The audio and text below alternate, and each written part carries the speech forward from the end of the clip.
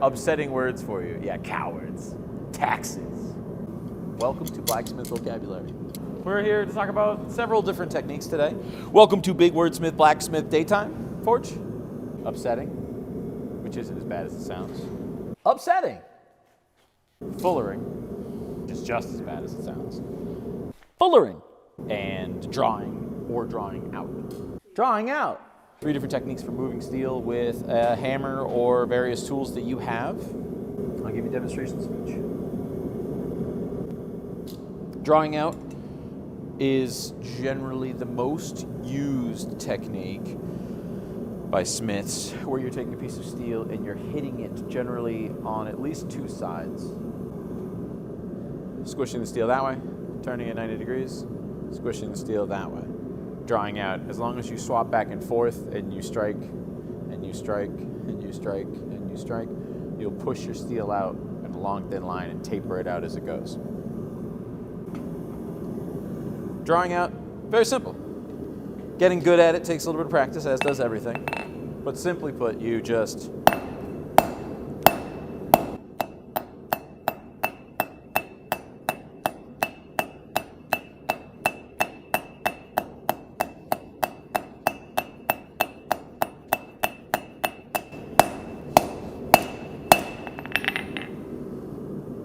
and then you have a drawn out piece of steel. I'm creating a taper by simply switching back and forth 90 degrees in between every strike. You don't have to do every strike. When you start off, it's a little bit more difficult to get that turn down. So I normally suggest 2 to 3 strikes. 1, 2, 3, turn. 1, 2, 3, turn. 1, 2, 3. If you can get to the point of doing 1 hit per turn, your work is a lot more effective and you have a lot less undoing of your last strike. If you hit 3 times, it tends to mushroom wider as well as longer, and then you have to turn it and hammer that back in before drawing it longer.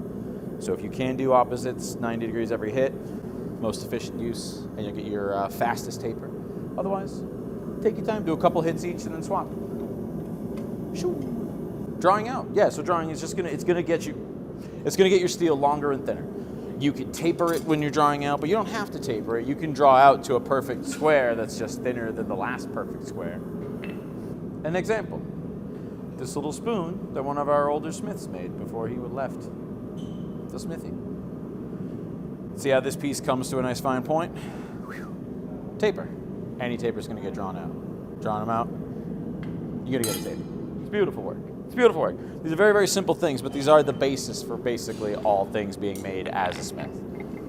There's one fun thing with doing this is that if you can turn fast enough and strike hard enough, you can keep the piece of steel hot a lot longer because of the impact on the steel.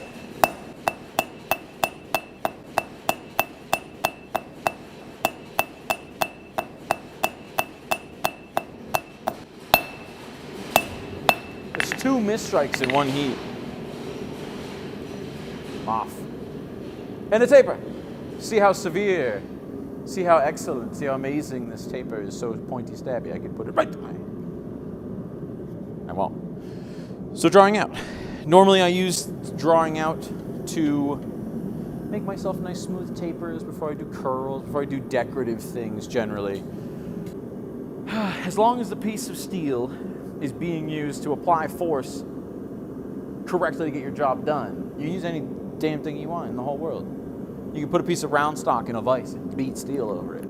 I can use this, instead of striking parallel to my length, I can strike perpendicular to my length, and now I'm drawing out more aggressively than I would with just hammer. If my piece is here and I strike this way, ba ba ba ba ba ba ba ba ba, steel's going that way. It's going to force it out long really, really quick. You want to still do 2 sides, and you really are going to need to do cleanup hits at the end, but it works great. You can also use the horn of your anvil. If you put your piece flat over your horn this way and you strike down, you are now enhancing your drawing to push your steel out faster than by using the flats again. So any sort of rounded area is going to increase the force of your strike theoretically by reducing the area of impact. This strike's a little tricky for people who are new to it, but take your time to learn.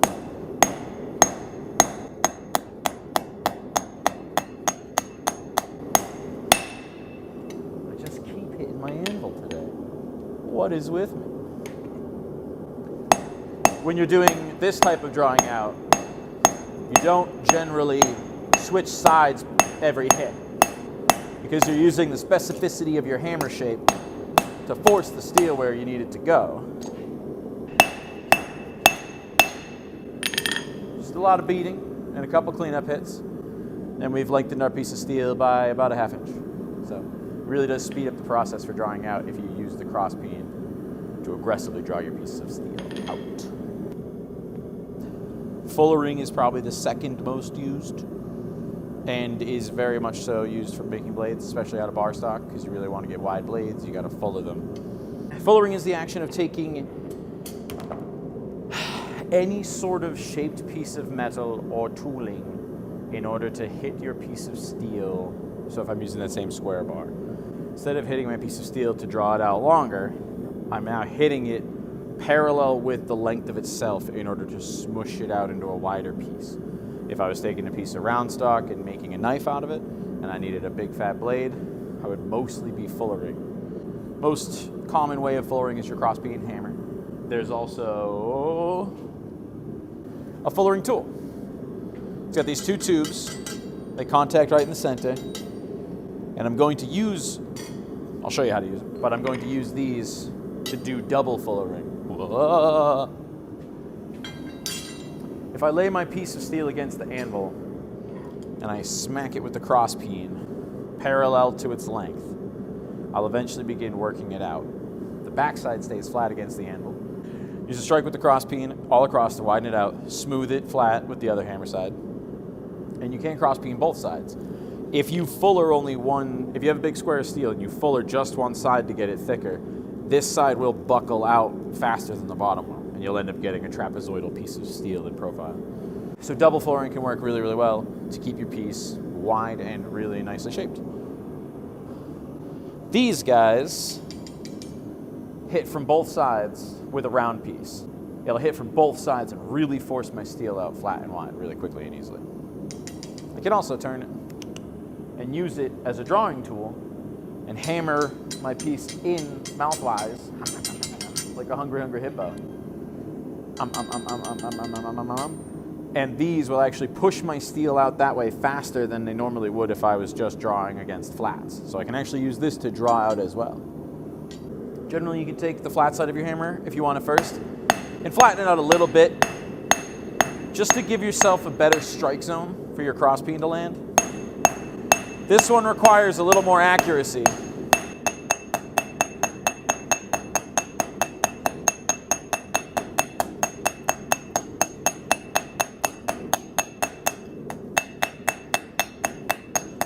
And I always clean up with the flat side before I'm done.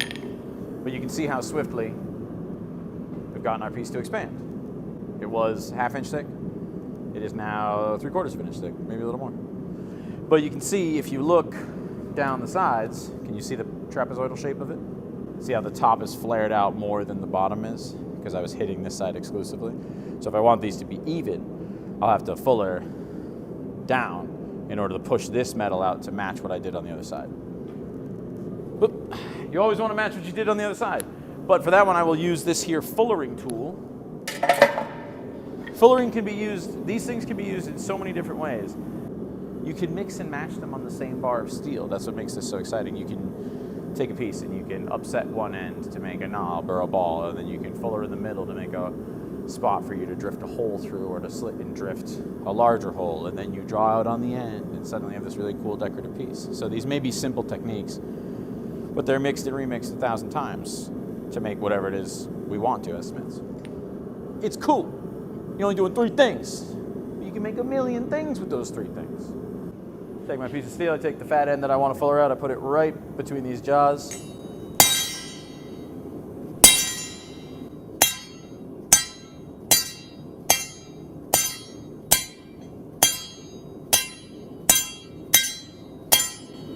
Hi.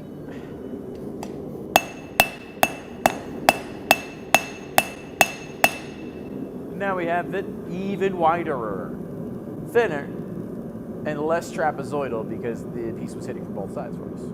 So, fullering. Upsetting. So drawing out, you're taking a bar and you're making it longer. Simple as that. Fullering, you're taking a bar and you're making it wider. Fuller. Upsetting, you're taking a bar and you're making it shorter. You're compressing the piece of steel in on itself in order to make a thicker spot. It's fairly difficult to do well. It's not that difficult to take a crack at it. If I want to make an upset piece to make a rivet head or a decorative spike or any sort of thing like that, I'm looking for specific heat. I don't want the whole piece of steel to be really, really hot, or when I strike the top, the whole piece will bend. So I take my steel out of the forge real quick, and then I dunk it, hot piece of steel, halfway into a bucket of water. Just leaving the spot that I want to hit in a little extra hot, right? So now that bottom piece isn't going to move as much. It's not going to jump around and bend on me the way it would have if it was at full heat. So for upsetting, I turn the piece up on the anvil, ball peen hammer, or a rounding hammer. You're not going crazy when you're upsetting. You really just want to be gentle about it at first. You can get a little more nuts later, but big strong hits while you're upsetting will eventually bend your piece of steel, whereas gentle hits, but lots of them, the force can't travel down through the piece of steel, so only the top mushrooms, instead of being forced to bend or misshape itself or something like that. And there we go. We have a nice little flared top. Most common use, making rivets, making nail heads, decorative swells and things. You can use this. In reality, if you can learn how to upset, then you already know how to rivet things. Only difference between this and a rivet is that this would already be through something, and then I would do that to both sides to make a rivet. So most common usage, rivets and nail heads. Pretty simple. You can also do things where you saw me quench half my piece of steel. I can pick a spot in the middle. I can take a longer piece of steel and I can quench half, turn it, quench about half, and leave myself a red spot in the middle, and I can make a bulb or a swelling in the middle if I'm real careful tapping my piece. Upsetting. So that's the basic method of upsetting. That's if I'm trying to make something have one fat end. I'm going to try to upset in the middle of this next piece. Upsetting something in the middle of the piece is a little more difficult because it's hard to specify heat that well. Quench them. So first take the piece of steel. I quench the bottom. I take the piece of steel. I flip it over. Yeah. I quench the other side.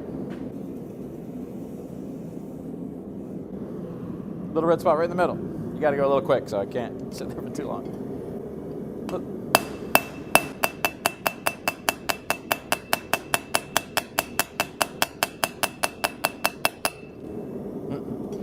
We got a little bit, but it did buckle. So normally when you're doing this action, your piece of steel is probably going to buckle.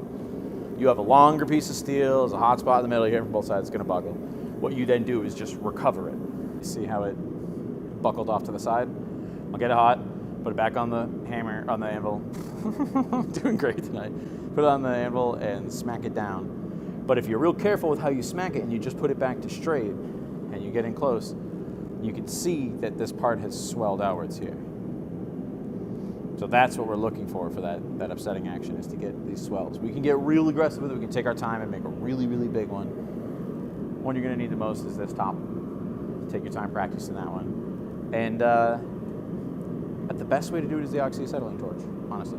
You can use the forge if you want. Forged work is awesome and badass, and I love it so much. Super fun to swing hammers at everything when it's all screaming red hot. But for the oxy torch, well, for the action of upsetting in the middle, the oxy torch lets you pick a spot, really, really, really heat up just that one spot and focus your strikes, and you get a lot of work done. The most common technique for upsetting a piece of steel, a lot of the old German anvils have them. There'd be a little steel block that comes out of the base of the anvil, and it's called the upsetting block. So I just take this piece and I get it red hot, and I bring it out, and all I do is I pound into the block. So yeah, if upsetting traditionally, if you just get this end hot, put it on your anvil, and you will upset the end. It'll get wider. Then you just correct Any bends and warps, put it back in. Keep doing it. Upsetting takes time to get your piece to look nice. You really have to take your time. It's going to generally bend. It's going to deform. You take it back out, straighten it, preserve the gain that you've gotten in thickness. You just keep back and forth. So just a little quick update on upsetting. And then, you know, when I do a cool video, when we do some upsetting, you'll all be like, I know what that is. That's upset. I'm upset. I'm gonna take this piece of steel. I'm gonna get it red hot. And I'm gonna crush it out of existence in the hydro press. The ultimate form of upsetting is to use a hydraulic press to crush the crap out of your piece of steel. The hydro press. Spooky machine. This thing loves to crush steel. It's its favorite thing to do. It's really all it does. And we'll use that to our advantage today. Or something.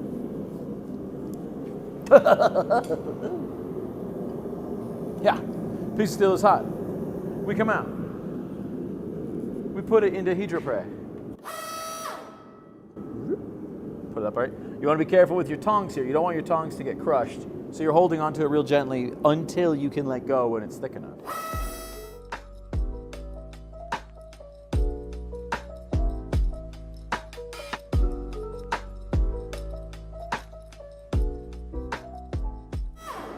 Wasn't that cool?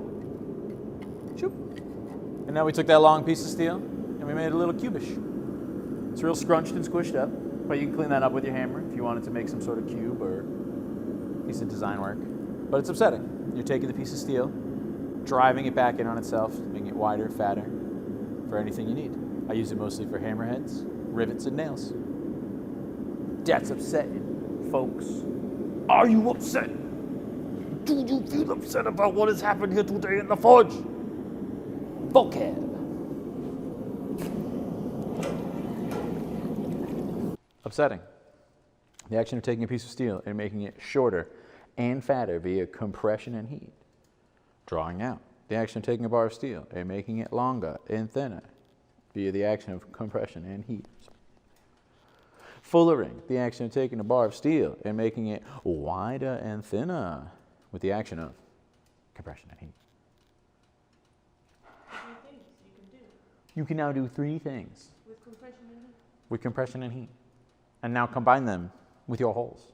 And you too shall have great and ultimate power. Holes. Fireballs. Thanks for hanging out. Thanks for watching. Words for learning. 3 little pp of steel.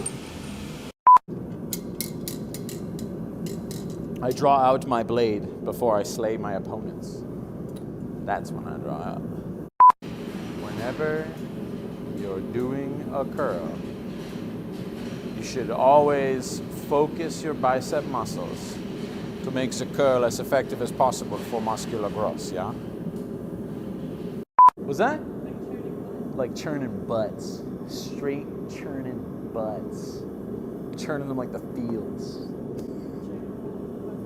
Chernobyl Blacksmith? I don't want to meet that person. That person sounds spooky. Chernobyl Blacksmith. This next part is just fun for me. My media manager was like, don't do it. Don't even do this. It's too dangerous. It's too powerful for the internet, they said. It's not this. This is just my chicken. What do you mean it's not loud? You think YouTube's gonna ban me for necromancy? Mm-hmm. You think if I start raising the dead and hanging out with them, it's against YouTube services to do necromancy? Not even on the channel. You just can't do it. I'm always flirting with Chads. I see an alpha. I fuck them. Don't put that on the internet, please. Don't follow me. You'll never catch me. Welcome to the Forge. Hey, cool. Thanks for hanging out, guys. It was great. Keep jacking off and staying cool.